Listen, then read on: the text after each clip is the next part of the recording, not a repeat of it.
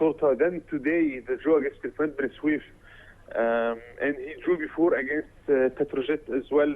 Before the game was counted, I think, as a win for Petrojet. But now I think he's starting to struggle a little in the league. And maybe he's finding it difficult to play the league along with the African Champions League. But I mean, Al Ahly and Al Zamalek, and Zamalek as well, by the way, not only Al Ahly are fourth in their group, Zamalek are fourth in their group as well, and they are suffering a lot. And with today's draw, things will become more difficult. Yes, second bottom team, Beni Suef, and a draw. You know, and after this, you know, tough, challenging competition and experience with the African Champions League, it's not really convincing to have them have this, yes, like, you know. I would assume maybe the return trip from Angola might have a factor, but I mean, Mido has been one of the biggest professionals throughout Egypt's history, and he should have known better how to deal with his players. And I think, Sharif, we might very well see a Final Four challenge for the league without Al Ahly and the Zamalek. This is very possible, by the way. We are into the second part of the season, and nor Al Ahly nor Al Zamalek are even close now to making the top two in their own groups. And I think many people are not aware, but things are very interesting in the groups now. And with Al Ahly taking on tomorrow Al-Intaj Al-Harbi, it's going to be a very exciting match. And anything but a win for Al Ahly would even complicate things more for the giant Cairo team, Sharif. Right. If we move to the Confederation Cup, both teams managed to move to the third round, both Egyptian teams, Ismaili and Wadi Degla. If you can tell us also about, you know, the Confederation Cup, and the Egyptian clubs don't really manage to move further, you know, towards the semi-finals and finals of this competition. Do you think Ismaili and Wadi Degla might have some changes in this season? Well, it's very strange, Sharif. The team with the most comfortable passage to the next round is Wadi Degla, who are playing their first ever match in such competitions. Yes. So they drew away from home in Togo by 1 goal apiece, and they won in Cairo in the return leg by 2 goals to nil. While Al Ismaili, who were playing against their Congolese opponents, they drew away from home 0-0 and came home in Ismaili and drew 0-0 as well. And they only went through via penalties, just like Al Ahly. Yes. So, and if you count, Sharif, I mean, for all the 4 Egyptian teams, in their two-legged matches, Al Ahly scored 1 goal, Al Zamalek scored 1 goal, not score, and Wadi Degla scored 3 goals. So, I mean, throughout the 2 legs. So, it's really astonishing, the performances of the Egyptian teams if you take away Wadi Degla, and they need to improve a lot. No, Ismaili, with their current performance, they cannot win the competition for sure. A competition with the likes of Al-Najm Al-Sahili of Tunisia, and the Moroccan and Algerian teams, and the Nigerian teams. And by the way, Sharif, Raga are out of the African Champions League. They went out on penalties in this. It's a big surprise, really, and it shows that anything can happen. Remember, Raga a few months ago were playing in the final of the World Club Cup against Bayern Munich. So it shows really that anything can happen in our game, Sharif. Yes. So you don't think Ismaili with this performance can proceed further? You know, they have to have a switch. Not a chance. They have to improve a lot. And I think Wadi Degla, no matter how well they perform, they are still underdogs in this competition. It's the first time ever they play in a continental competition, and for me it would be very surprising if they manage to win it. I think they don't have a chance. They still lack a lot of experience. It's Al Ismaili who can do it, but they will need to improve their performances a lot in the coming period. Yes. Marwan, if I move now to the final topic, and the Egyptian national team victory over Bosnia in the friendly game 2-0. How are you seeing this match, having Geddo and Mohamed Salah scoring? Do you think there is any changes within the squad? Do you think there is any sort of optimism from your side about their performance? Well, Sharif, this result in this performance, if anything, is astonishing to everyone, because, I mean, on the paper, Bosnia are a team playing in the World Cup within 3 months. They went into this friendly with their older players, the likes of Pjanic, Dzeko, Misimovic, all their big players and their big guns, and they knew this was their last friendly match before their coach could pick the squad for the World Cup. So I was thinking that they would play a very strong match and that they would beat Egypt easily, especially with Shawki Gharib, his first match in charge. He doesn't, of course he knows the players, but I mean, for a first match in charge, and to add to this, the players are playing with no real motive. I mean, there's no competition coming or something like that, and there's no World Cup for them. There is no African Nations Cup. But to my surprise and really happily, we performed greatly, and we showed a lot of experience playing against a side that went through to the World Cup without even the playoffs ahead of Greece, and they played an excellent qualifying phase. They had a lot of world-class players, and credit to Shawki Gharib, and let's hope he carries on with this form, Sharif. So that was a very good winning start in a friendly match. Egypt has also played a number of friendly matches before the World Cup qualification, and they managed to win a number of them.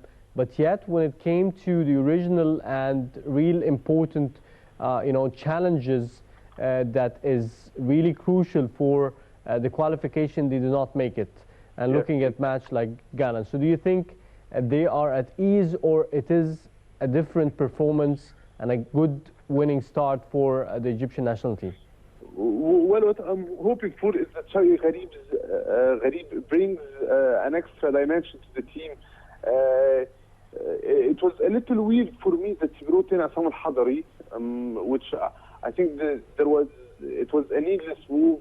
Of course, we're not debating his capabilities and his performances, but I mean, at the age of 41, I think his better days are behind him now, and Shawki Gharib should have been giving Sharif Ikrami confidence to play the whole match, but this is an issue. But otherwise, I think Shawki Gharib is proved a lot of critics wrong, and maybe he can be the one that can take Egypt, first of all, to the African Nations Cup for the first time in two competitions we haven't qualified, and then after that maybe you can go to the World Cup in Russia 2018.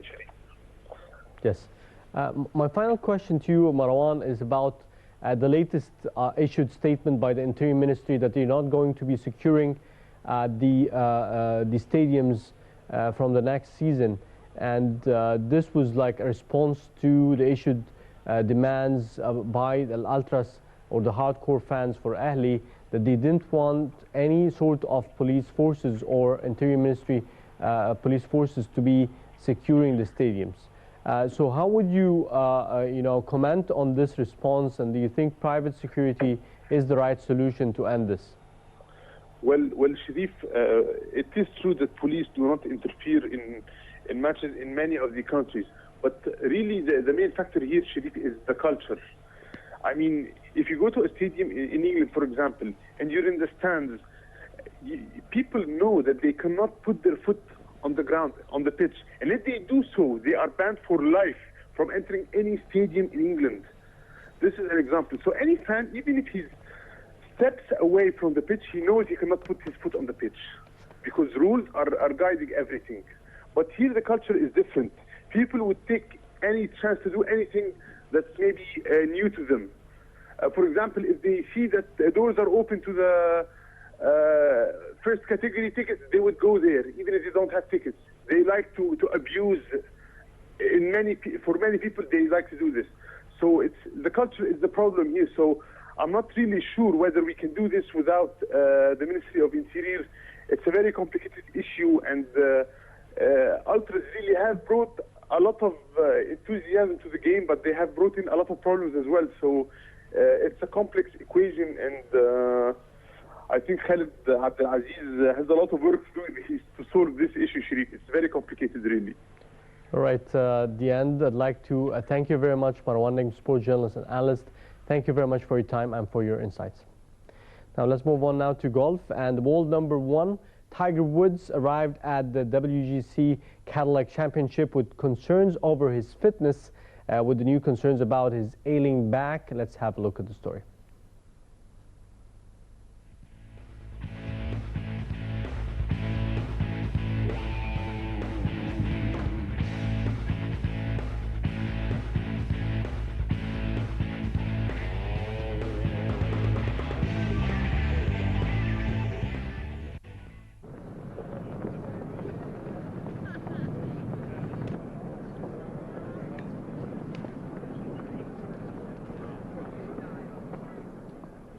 World #1 Tiger Woods arrived at the WGC Cadillac Championship with concerns over his fitness and gingerly walked off the Blue Monster course with new questions about his ailing back.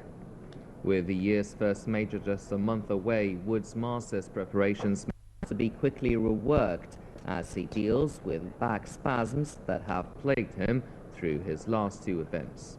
After pulling out of the final round of the Honda Classic a week earlier, the defending champion looked ready to make another unscheduled early exit at Doral when his back problems flared up again on the 6th following an awkward shot out of the bunker. Woods, a 7-time winner of the WGC Cadillac, had surged into contention with a third-round 66 to start the final day 3 shots behind, but returned a 6-over 78 to finish tied for 25th. The 14 times major winner did not make a birdie in his final round and walked gingerly off the course, having completed his first PGA Tour event of the season. Woods will take next week off as scheduled and continue to undergo treatment on his back, but plans to be ready for Bay Hill the following week and the defense of his Arnold Palmer Invitational title. Woods has battled numerous injuries throughout his career, but says the back is a far more debilitating problem. For Woods, the only good thing to come out of the WGC Cadillac was a welcome end to testing week. And you know, I didn't realize, I kind of forgotten he's a lefty, but to see him out there and hitting shots, and I mean, he hit it well, and we didn't play under the easiest conditions. We played, it was blowing harder than this, and it was a little bit cooler than this. So we played under some tough conditions, and as I said, he hit the ball well and got an amazing touch. He can certainly chip and putt. If he ever spent, after these 4 years, if he spends more time playing the game of golf, I'm sure he can actually get to where he's a pretty good stick.